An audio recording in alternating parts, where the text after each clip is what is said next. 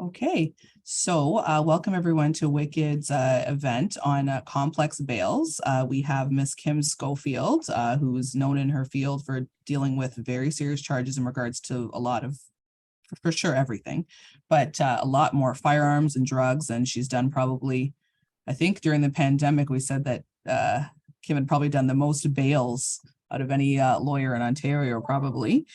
So Kim's going to talk to us today about complex bails in regards to how to deal with getting our clients out, the things to focus on, cases, and a lot of the smaller issues that come up, so that you don't end up getting caught in hard situations and don't know what to do. So we have sent around the outline, and I'll let Kim take it away.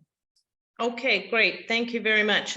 So let me just begin by saying that bail is probably the most important step in the criminal process, for sure, and it should be taken very seriously. And I know that we're joined by lawyers throughout Canada.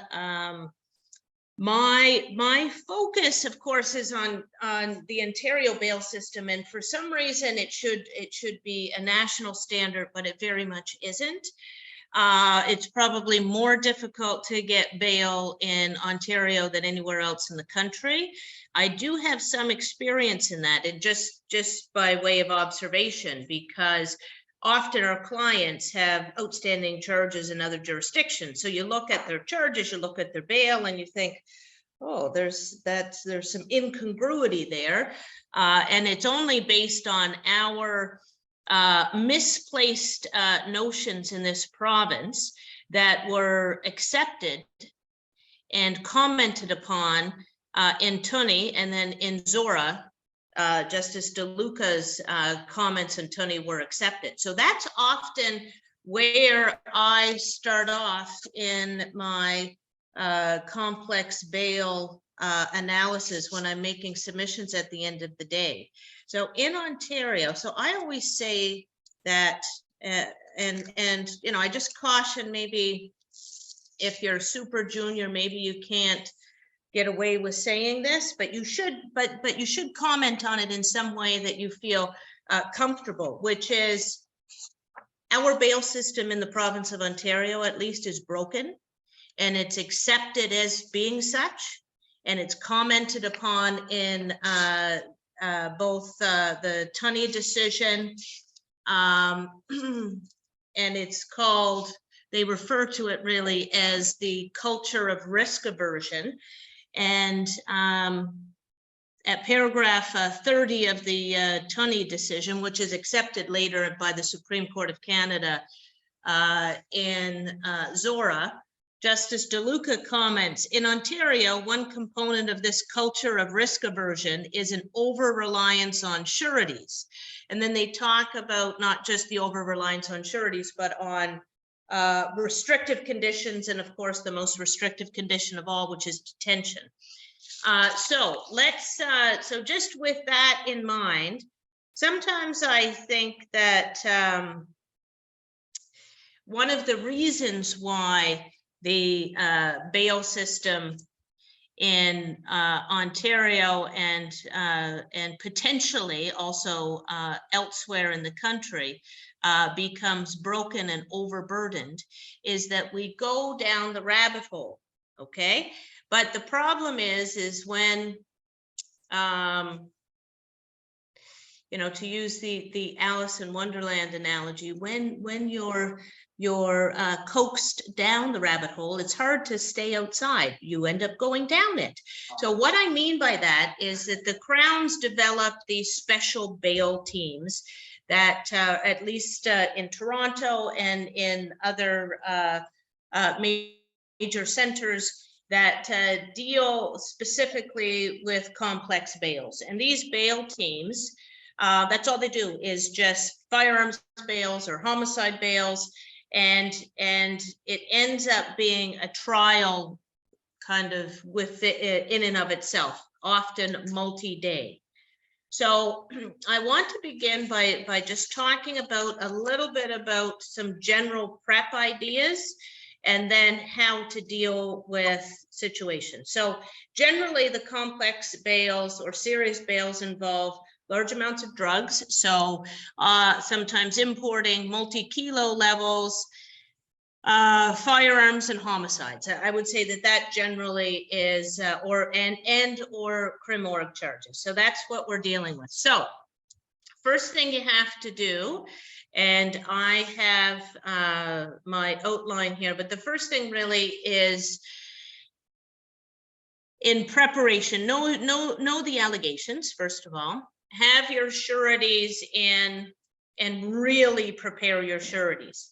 We're doing a homicide bail next week. We're on hour 10 of prep with the sureties. I think every surety can be taught how to be a good surety. So it's not a process of just find their mother and put their mother on the stand, and their mother will know all about their son, because I cannot tell you how many times I've had judgments by justice of the peace saying the mother knows nothing about her son. How can that be possible? The mother actually knows all about her son. She just doesn't know how to articulate it. So it really comes down to the fundamentals of preparation for bail is this. You have to get to know these people that you are representing. You have to get to know what makes them tick. Okay, so you have to get to know a little bit about the family dynamic. It doesn't mean that family dynamic has to come out. In fact, you might want to try to bury that family dynamic. But if you don't know it, you can't navigate it. So there has to be a meet and greet. And also in the course of examination of your sureties, first of all in prep and then later during a chief, you have to have a narrative. Okay, you have to get to know them, you have to humanize them. And also when we talk about the intersection of 493, which is membership in an overrepresented community, that membership in a community overrepresented in the criminal justice system, that comes out through your sureties. So you lead evidence that if it's racialized groups or mental illness, which is actually captured now by 493, then that has to come out in chief through the sureties. So you have to properly brief and talk to your sureties. Now, the question should not begin and end with, do the sureties have a criminal record? If it is a consent release, then that's the only thing you have to ask. But increasingly, when we have this hyper digitalized society in which everything is available at the click of a button, you have parking tickets that will be cross-examined upon. You have craziness that the Crowns will dig up on your sureties. If it's a homicide or if it's a shooting or a large drug case, they're finding every police contact. So there is a real split in the Crown's offices and in the judiciary about the duty to disclose these items. Now, this is my view, and this is how you get around it. The Crowns can't lie to you. Well, they're not supposed to, but the Crowns can't lie to you. The Law Society says something about that. So ask directly. Don't wait for it to be disclosed, because I have one Crown. The guy always pulls a fast one, or thinks he'll pull a fast one, but you have to ask him directly, and you have to ask him directly on the record. My friend has the surety information. I have not received anything back. Is there anything that the Crown has upon which they intend to rely? So they do not. The law is actually very bad on this for us. Okay. The law, if it comes right down to it, the Crown does not have the duty to disclose surety information prior to the bail if it has nothing to do with the accused. So let's say your uncle, the uncle of your accused, had a warrant executed at his house, and he told the police to F off and they're not getting into his house because of X, Y, and Z, or they don't believe the warrant or what have you. So let's say he has no record, but he gives the police a hard time. And there is a record of some officers off the cuff comment about uncooperative with the police. That can be cross-examined upon, and that can blow up in your face as far as a whether you would report the accused, right? So the Crown will try to lead this kind of evidence that shows the failure of a potential surety to cooperate with authorities. Or let's say there's a drunken disorderly, or let's say there's just some comments in the course of an investigation that results in no criminal charges. So when you sit down with your surety, you should be asking them if they have ever had any contact with the police. And don't leave it at that, because they're going to say no. I mean, I can't tell you how many times I'm like, we asked you this. Oh, I didn't know that contact. So give people because they think that it just won't come up. So give people an example. Tell them like this, like, was there ever a warrant executed, or were you found in a place where there's a warrant and you did, and so just give them lots and lots of examples of situations that could, upon which a record could be created. And so they know what to tell you so that you can be prepared, okay? Because it's not, they can, if they were ever co-accused, if they ever had charges and they were withdrawn. The other issue that often comes up, and this is something that eventually I'm going to do, but I hadn't really had the time to do it recently, but it is a federal offense, contrary to the Criminal Records Act, for Crown attorneys to disclose the existence of a discharge after the discharge period has expired. They do it all the time. Even once it is vetted and expunged off of CPIC, they often lead it in any event, because the fact of it may exist somewhere else.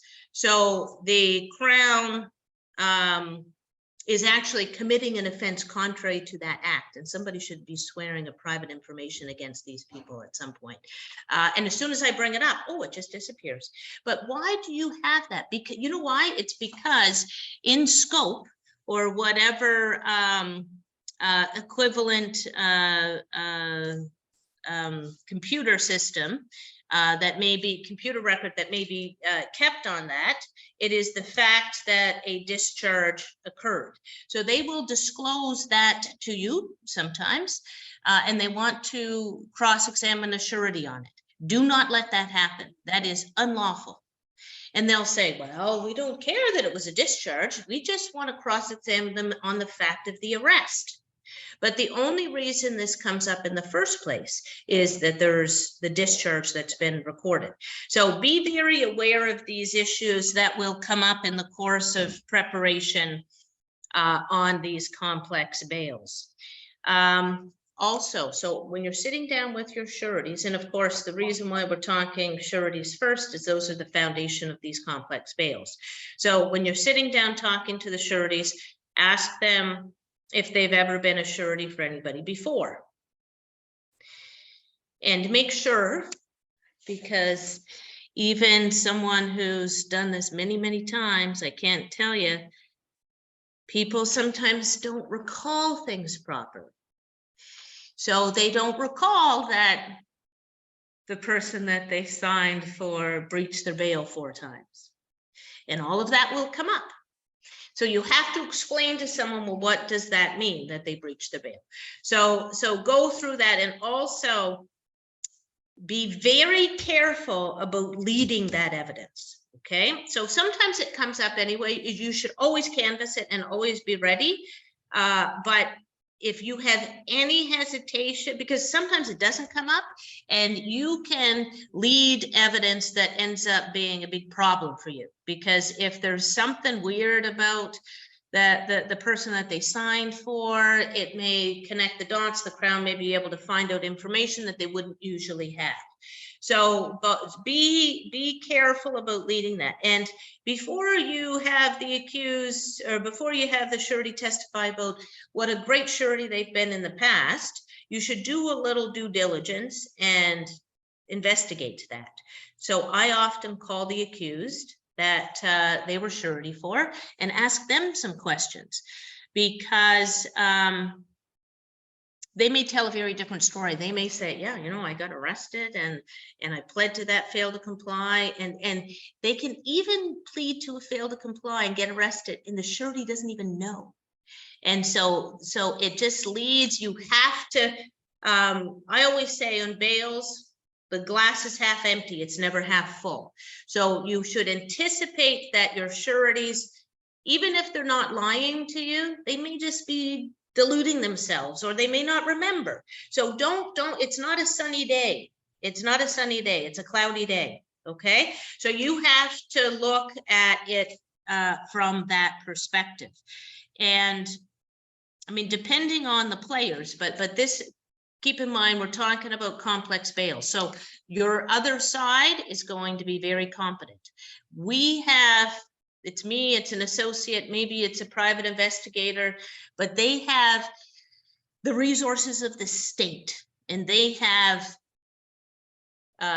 all the data on everybody. Okay, so you have to, in order to win these, and that's what it's about, getting your client released, you have to really foresee all those landmines. Okay. And so what we do, we have it kind of, so what's happened over COVID for me was you had a decision to make, which was you either, you know, hid in your house, or you tried to pivot and create another business. So what we did is complex bails all during COVID. So we did complex bail after complex bail, whether it be homicide or what have you. So we have it kind of down to a science. So this is how I start out. We create charts. So I have a personal history chart. I have a criminal history chart. And then I also have a allegation chart if the allegations are in a timeline. Okay, so this is why you do it. You have to remind / teach your sureties sometimes about the personal history of the accused, because people actually do remember and know, but for some reason they just say they don't know. And it's the weirdest thing. Like they'll say, well, where did he go to school? I don't know, but they do know. And it's just that you have to basically you have to mine that information, because people are not used to this process. It's a adversarial process. These are witnesses that didn't choose this. They didn't choose to testify, and sometimes they actually don't really even want to. They're not going to tell you that, but they might have been putting up with this guy for years anyway, and they may be a little relieved, frankly. So you have to, and that's what we find. So you have to ascertain if these sureties are really, you know, willing to do this, and then you have to mine the information out of them. You have to put it in writing. You have to be mindful of language issues and reading capabilities sometimes. And then you have to practice. So after you get all your charts done, you have your personal history chart. What does that mean? Where he went to school, what jobs he had. Go through all that. Don't just go through with the accused. Go through with the accused, then go through with the sureties. They have to know that. So it's all, you have to go through that. And so then once you have all your charts done and the information done, send the sureties home. They can study that. And then they come back and then you practice. And when you practice, it's not, you can't really do, this is my view from just dealing with people for like 30 years on this. You can't really teach them how to testify, strangely, because people, I don't know, they just can't get it, most people, because we are so involved in this process that it's hard for us to actually really teach them. But what you can do is you can teach them the basis of what bail is about. And you would be surprised, people actually can learn that a lot better than they can learn what the right answer is. So then they will give the right answer if they understand that they are not to vehemently defend the accused. That's my job. So you tell them, you must always allow for the possibility that they're guilty. And you do not say they would never do this, because you get into this whole, then the sureties are deluding themselves and whatever. So you have to teach them that they are to assume, for purposes of the bail plan, that they might have done it. And you have to, and we're dealing with this lady right now on this homicide bail, the mother, that I have to make her say it, because I think, I mean, probably her son is actually really not guilty. But the issue is that she vehemently believes that it just could not happen. And then, of course, there's a search warrant executed and they find some things in her son's place, which she, of course, says the police planted, right? So this is what the Crown can cross-examine the sureties on the allegations. So you have to also very much prep the sureties on that. The degree to which they can get into that, it's not a discovery process, and there's lots of law on that, but they may be able to ask a question or two. And so you have to be able, you have to prepare them on that. The relevance of those questions will only be as it affects the surety's ability, but the Crowns can often twist that a little bit so that everything seems to go to the surety's ability. So you do have to prep them on that. And sometimes you may make a decision that the sureties can't testify because of some issues with respect to the allegations, as opposed to their suitability as sureties. So you should always, as much as I started all of this by saying the bail is probably the most important thing, true, yes, but at the end of the day, you have to make sure it's not hurting your case. So in these complex cases, you have to really, and there's so many variables about how bail and calling the sureties could create evidence against your client. You should always just keep that in the back of your mind, okay? Because this is not dealing with the bail Crown. This is dealing with someone who is either dealing specifically with these types of offenses all the time, or if it's a homicide, for instance, those investigators, they know way more than you do. So you better make sure that the surety is the right choice too. So sometimes if they're not too close to the situation, it might be a little bit better. So once you have all your charts done, you practiced, then you have to see, is there anything else that would be relevant in the bail? So sometimes there's letters of employment that are helpful, and just see if there's any, maybe there's some schooling certificates that you want to get to. And then you should always do these bails with a plan. Okay, so your plan should be in writing and you should submit it. And I'm of the view that the Supreme Court's direction in Zora and Antic say that we should present a graduated plan, bail plan. Okay, everybody should have that. So in these complex cases, so I always, my graduated bail plan, because usually involves, so electronic monitoring will be an option. So you'll have house arrest with electronic monitoring, house arrest with electronic monitoring and hard curfew, or there's now this bail plan that I developed in a case called Regendrum. And I will also send out my standard bail book index. So the most restrictive bail plan. So there's two bail plans that I want to tell you guys about when dealing with complex bail. So sometimes you have to really think outside the box. So you should always start your submissions with the overlaying concepts of the presumption of innocence, of course, even though it sounds like, doesn't everybody know about that? There's some great comments recently, and I'm a huge fan of Justice Boswell, and I'll tell you why shortly. He's a conservative guy, but he's great on bail.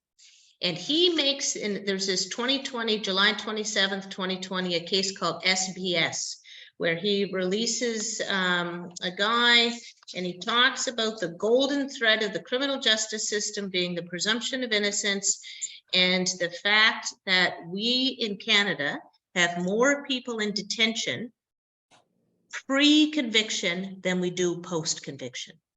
And that is startling, that there are more people detained in this country before they're guilty than after they're guilty. How is that possible?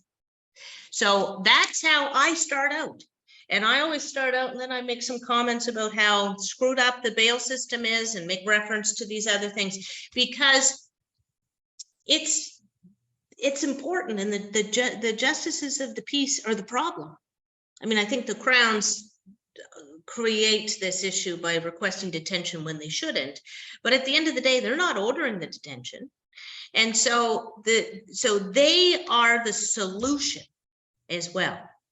So I just think that we have to treat it like that. And but also just keep in mind what you should say according to maybe level of experience. So 20 years ago, I probably couldn't lecture a judge about that's their responsibility, but I do today. Okay, but I believe it to be the case. And so let's talk about your bail plan. So you should, the sureties should be able to recite what their bail plan is. So teach them. And when I say they should be able to recite it, this is, so my upstairs boardroom is like a classroom. I have a whiteboard. We teach bail lessons, and I make them say it. And sometimes, and you have to make them repeat it, because people will look at you and you think they're listening, and you'll say, I went over that. Why did you answer that way? Because they actually aren't listening. And so the only way to truly teach people, because in these cases, you got to teach people things, is to make them say it. So someone's mother may not be able to say, my son is possibly guilty, if they don't actually ever articulate it. So they have to actually say it. And you actually have to make them say what the bail plan is too, because if they don't articulate it, crazy things happen on the stand. So it is really shocking when people testify after you spend hours prepping them, because eventually it's like Charlie Brown. That's how we sound. So they don't know.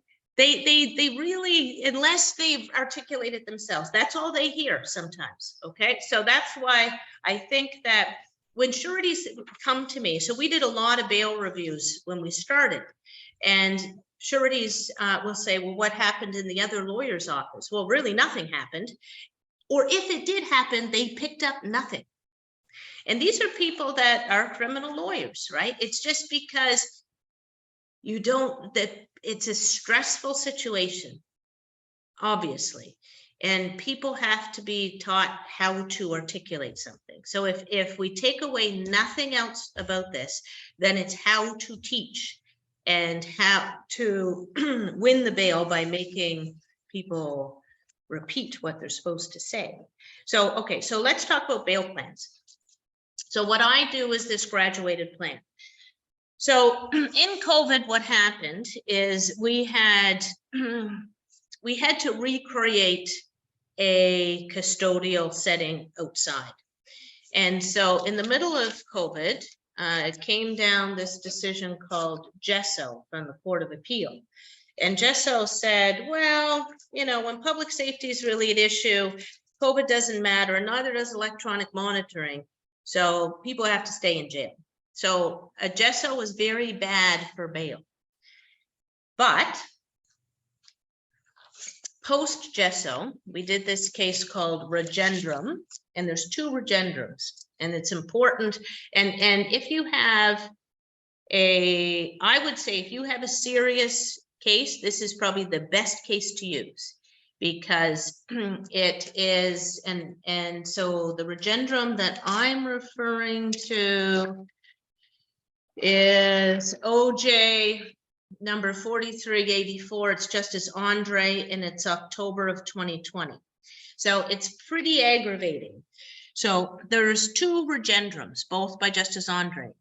The first decision, which is around August or maybe a little before, detains Regendrum. In the second bail review, he gets out. And it's about as aggravating as you can get. So Regendrum is out on a bail from the Court of Appeal, so a post-conviction bail for a sex assault. He has a curfew. And then the allegation is he goes out one night and shoots up a guy's house. So bullets everywhere, and then texts the next guy and says, "You're next." So you have huge public safety concerns. You have an allegation that happened, and an allegation that he's on his way to do the next one, plus a firearm, plus a fail to comply. So it's very bad. So the Justice Andre first relies on this Gesso case and says, it's public safety. The Court of Appeals pretty clear about that. So then in response to that, we developed this working with Steve Tan, who now of Recovery Science, that's now covered by the Solicitor General, but at that time was private. So working with him, we developed this new form of GPS monitoring, which created a lockdown house arrest. So it's a bail that it's a complete house arrest.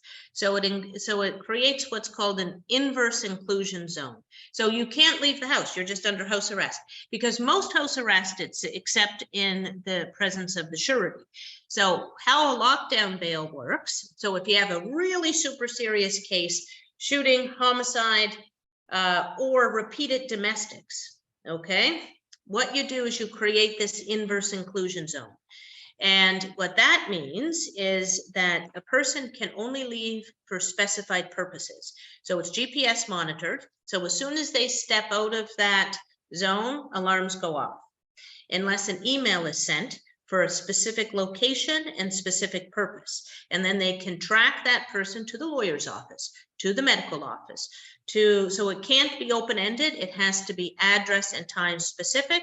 And then it's really a foolproof plan. So that is something that is just an example really of thinking outside the box. You have to just sit and say, okay. And now Regendrum's still out. His case has fallen apart. And yeah, it's looking good. So this is why, and sometimes anecdotally, I tell these stories too, because that's what the presumption of innocence and that's what bail does, is it allows you to defend your client. And so sometimes I'll go through a bail book and I will also know which of these bails, after we have how strong the Crown's case is, have resulted in acquittals or Crown stays. So that's also, I mean,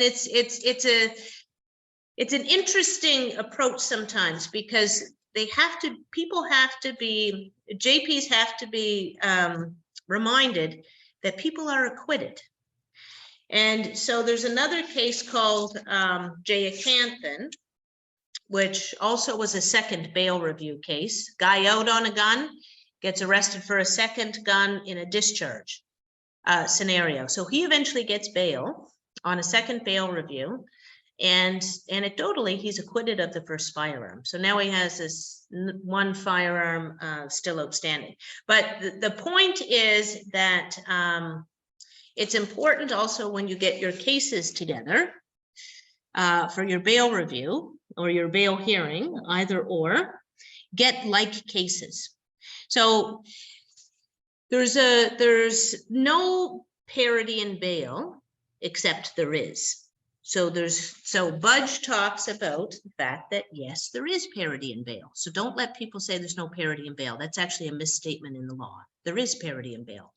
It's a consideration on the tertiary ground. Okay. So Budge, I'll give you that citation, but it's just wrong. There is parity in bail. So because what would the public think if you had two accused similarly situated and one gets out and one doesn't? It's definitely a tertiary ground issue.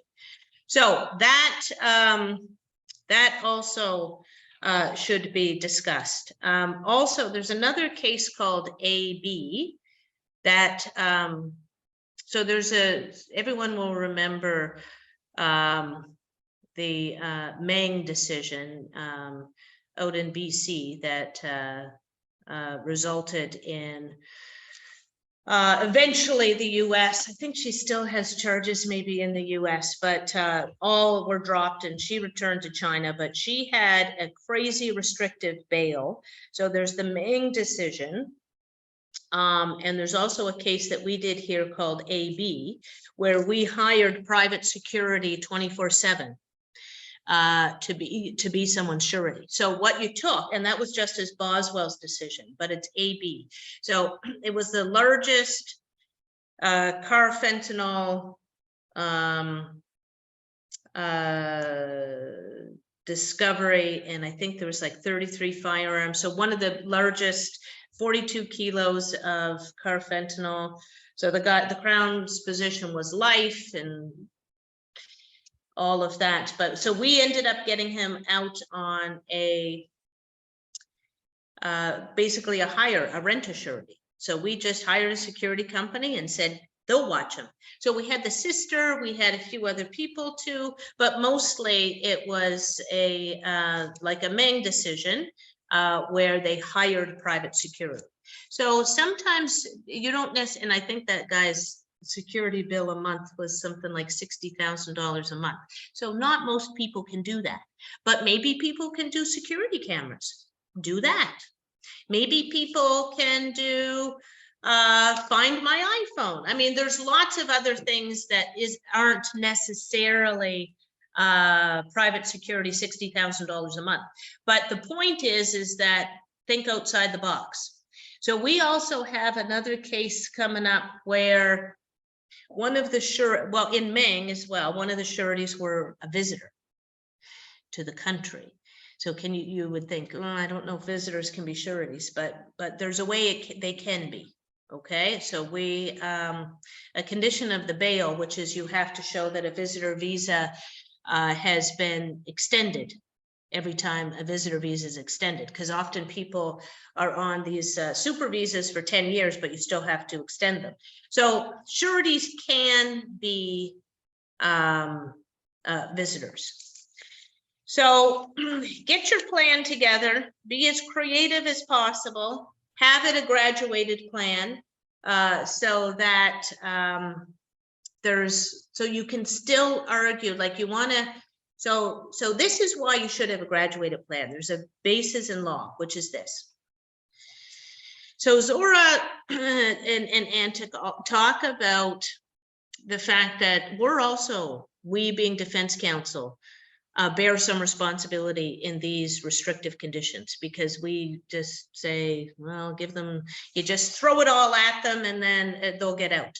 So, but you don't have to do that. You can argue against yourself. You can, and then it's like you're giving the justice of the peace something she can deny instead of the bail. She can deny my argument that he shouldn't have a hard curfew. So I disagree with Ms. Schofield about AB. It's just the best way to argue. So you set out what your graduated plan is, and then you argue against yourself. That's how I think an argument, because then they rarely just reject everything. They'll take one of the choices. You give them three and always argue in threes. That's just one of the argument rules. So have three plans, whatever they are, argue in threes. So you give them three choices, 1, 2, 3, argue why the least restrictive is what should happen. And more, statistically, they'll choose number 2. So everybody wants to come down the middle. So, but do give them those options and have some principled reasons why you give those options. And then ask the sureties, do you believe an ankle bracelet is necessary? And they will say, sometimes they'll say, yeah, you know, I think that it is necessary. Sometimes they'll say, I don't think it's necessary, but it might be helpful. Helpful is not what's required. So that's a good way of getting around it sometimes. So you can argue against, because sometimes people don't want bracelets, of course, right? So you can argue, you can propose it as an option and then argue against it. Because if the sureties say it may be helpful, you can say, well, they say it may be helpful, but that's not really your worship's test. It's whether it's necessary. So that's how I would frame that, and then argue against yourself. So after, of course, the sureties are all together, you have a strong plan. Argue always the secondary and tertiary grounds together. So sometimes the Crowns will say, oh, we have no concerns on the secondary, only the tertiary ground. Well, this is how, so Dang specifically talks about that, because often it's all of the 515 10C factors are in play. And so what I would say, if almost all of these complex bails, they're all in play, except maybe a firearm isn't used, but if it's even involved, don't argue about it not being used. What you argue at that point is the balancing between the 515 10C considerations, the enumerated ones, and the balance against the non-enumerated ones. So it is not, the Crowns rely on this case all the time called Morgan. Did I put that in here? If you see Morgan, you file NY, okay? Because Morgan is wrong. It's just wrong in law. You can say that. It's just wrong. And Justice Schreck in this case called NY, which is Ontario Superior Court 1398 at paragraph 44, talks about why it's wrong, okay? And so basically, it's not a tick off the box exercise. And if the Crown says, if 515 10C, the enumerated factors are all satisfied, detention is expected, that is wrong. That is not the law. All it is that you then have to, with those enumerated factors, the other factors. So what are the other factors? Circumstances of the accused. Is there medical issues?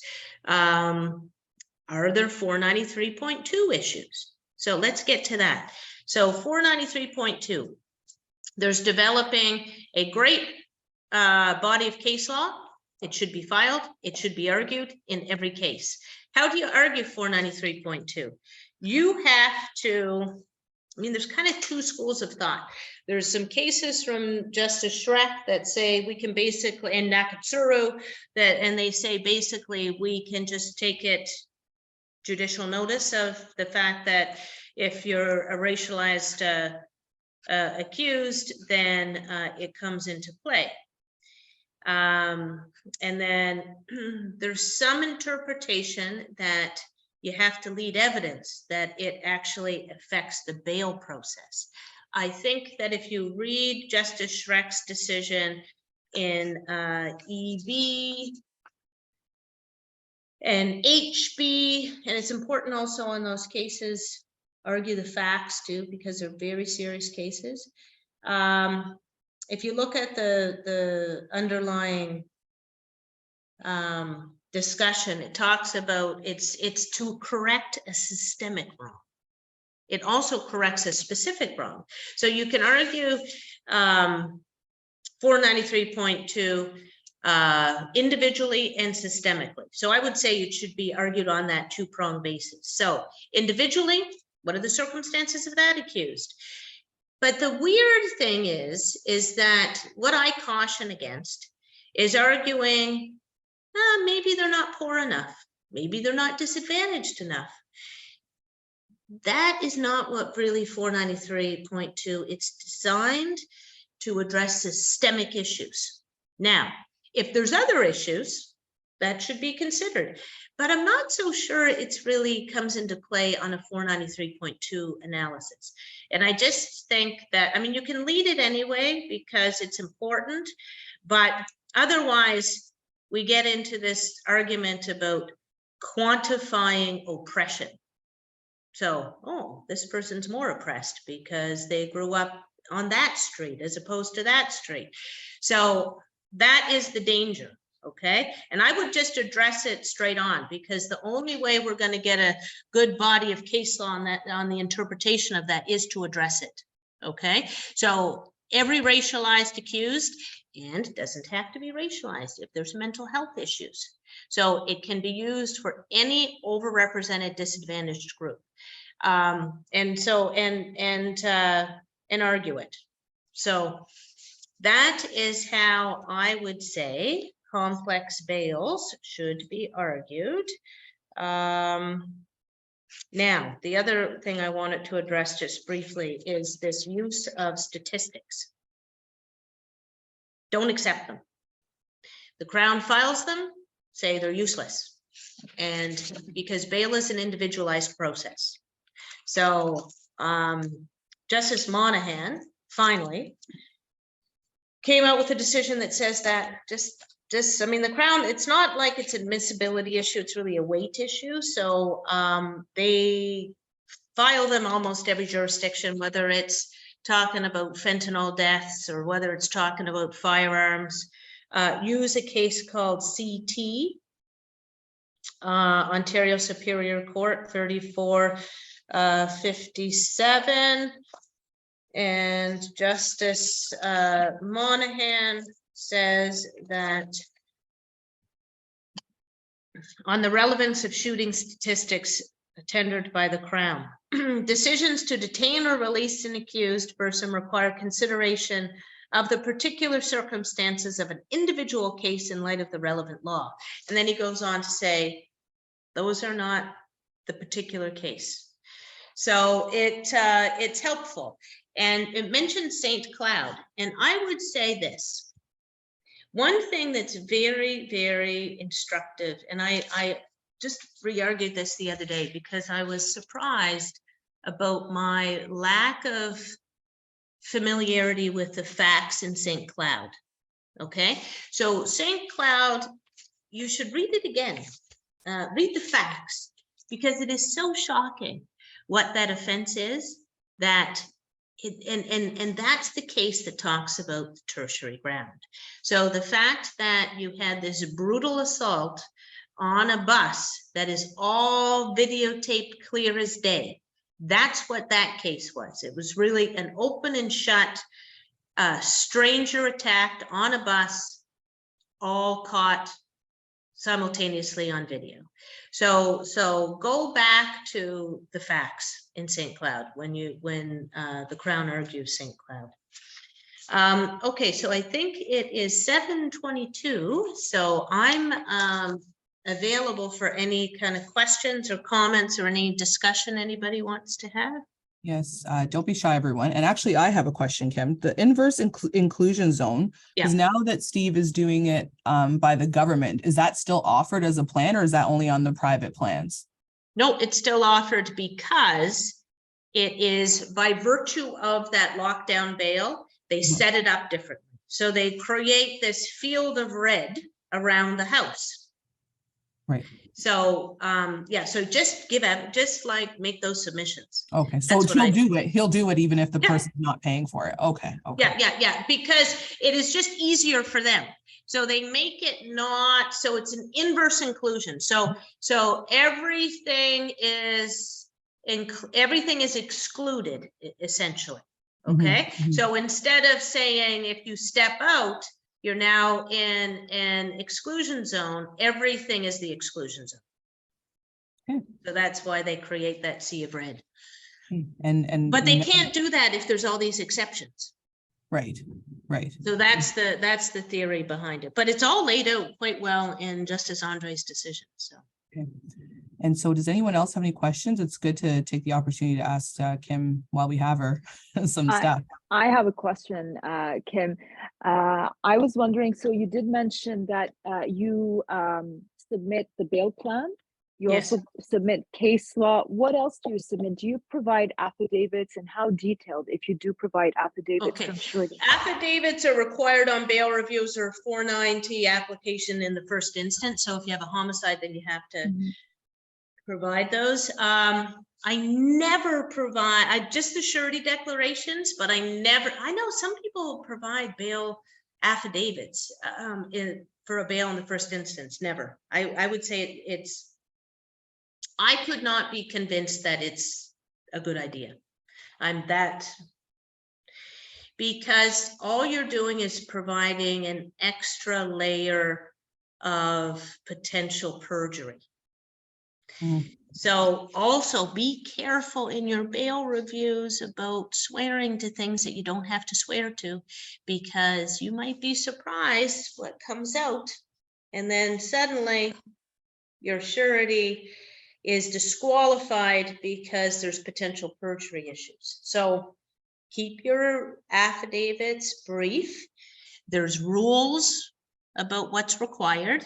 Include that, and that's it. Okay, thank you.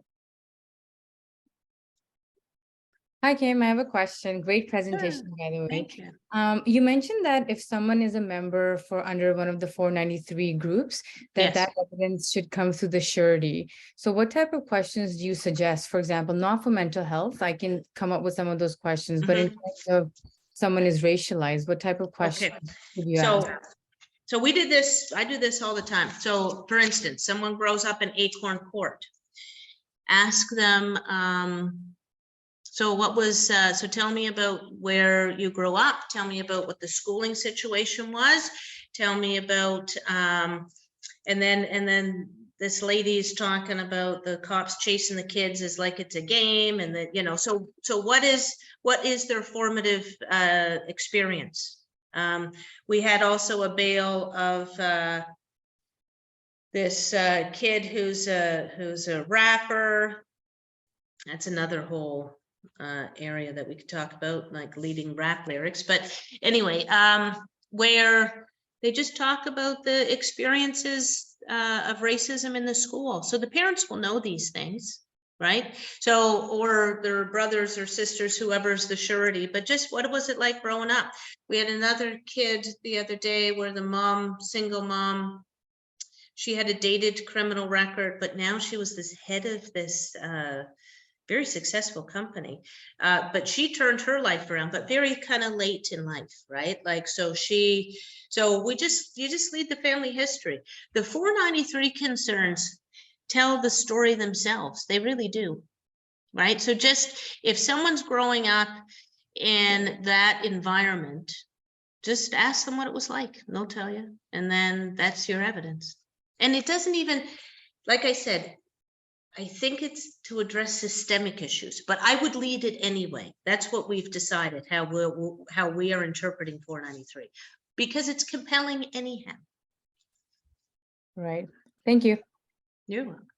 I actually received a question, Kim, where I have a person here who's asking about the discussion you had around graduated or alternate bail plans. Yes. Yep. And she was wondering if what your thoughts were, if for less serious cases, a cascading bail plan, rather than having to negotiate variations, to have restrictive conditions that become less restrictive at a marker, where there's a long period prior to trial. Some of the restrictions set up the clients for breach, and they cannot. So this is what I would say. I think that's a fantastic idea. And we tried that with Justice Schonecker in a case where I thought that's what she was going to do, but she decided you could just ask the Crown for it later. I would say try it, because I think it's a good idea frankly. But whether it is uncomplicated and unnecessary, like maybe there's some kind of argument that it's not necessary, but I would say I'm in favor of that. I think that if you put it in writing too, and there's some really good markers and there's some principled approach to why those are the markers, then I would say it's you know, it's a good idea, especially let's say if you have to go to rehab, for instance, if your mom says, oh, we'll have to put the kid in rehab, and then after that he gets out and this happens, rather than seeking these variations all the time. I would say that's a good idea.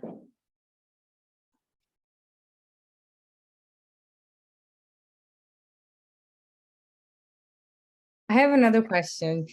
Just curious in terms of your preparation. I know you have a team, but when you get a client and you have to schedule a special bail hearing, how long, let's say the court magically has like the first week available, do you think that amount of time is sufficient to prepare, or longer is better because you get that one shot? Depends on the case, but I would say you have to meet with your sureties at least 3 times. First time is an information session, gather it up, make your charts. Second time is an assessment. So sometimes you have to ask questions cold first, right? So you have to just say, you know, just ask them some kind of test questions, because you have to ascertain where your sureties are. So sometimes they're good.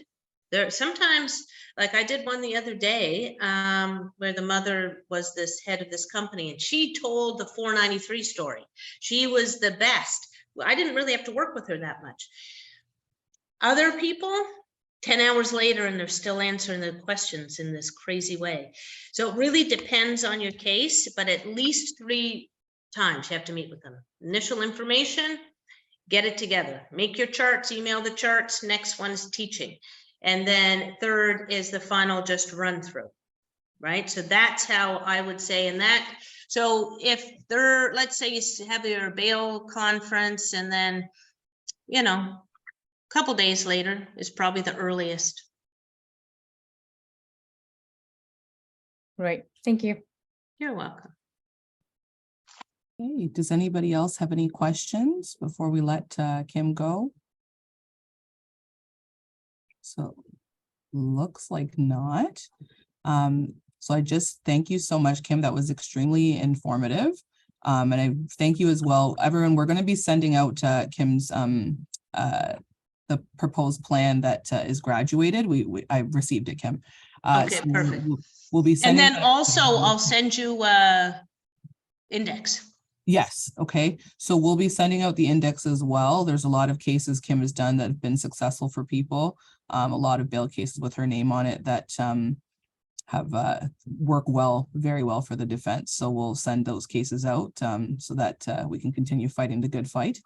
You know, that's how I see it anyway. So a fight all the time. There are very few of us left that are, I would say, true believers. So join the club. Yeah. So yeah, Kim, thank you so much for taking the time to meet with us today and to go through everything that you've gone through. It's very detailed, and we hope we have you again at some point as well. Of course, we'll obviously see each other, but No problem. You're so welcome. It's always a pleasure, and maybe just if you need me again, just let me know. Yes, thanks so much, Kim. Thanks everybody for attending. Thank you. Okay. Okay. Bye. Thank you, Kim. Thank Bye. you. You're very Bye. welcome. You're very welcome. Okay. So Maya, I think that was good. It was excellent. I Yeah. took so many notes. Yeah, Very really good good. section. Yeah, perfect. So yeah, I've sent, I don't know if you saw the email I sent, because I didn't know where to send it, the graduated plan. Okay. So we'll figure that out, but she'll send us, usually she'll get an associate to send the case book, and then I'll make sure that we send that so that everyone can have that as well. Yeah, no, that's great. And I'm glad that this is recorded because it will be very helpful for a lot of people to watch it later. Yes, Yeah, perfect. Okay. great job. Where was Emily though? Oh, I don't know. I guess I saw an email before about her saying possibly like that she couldn't come. So like Okay. I didn't really like respond, to be honest. I had like 150, like I don't even know how many emails I had. I I sometimes know. and I'm like, okay, yeah, like because I knew I was gonna be there. So I was like, whatever. So I was like, that's fine. Well, thank you, Tonya. Yes. That was excellent though. Yeah. I'm really glad we had her do Yeah, it. yeah. Okay. So All we'll right. talk soon. Yes. Okay. Bye. Bye.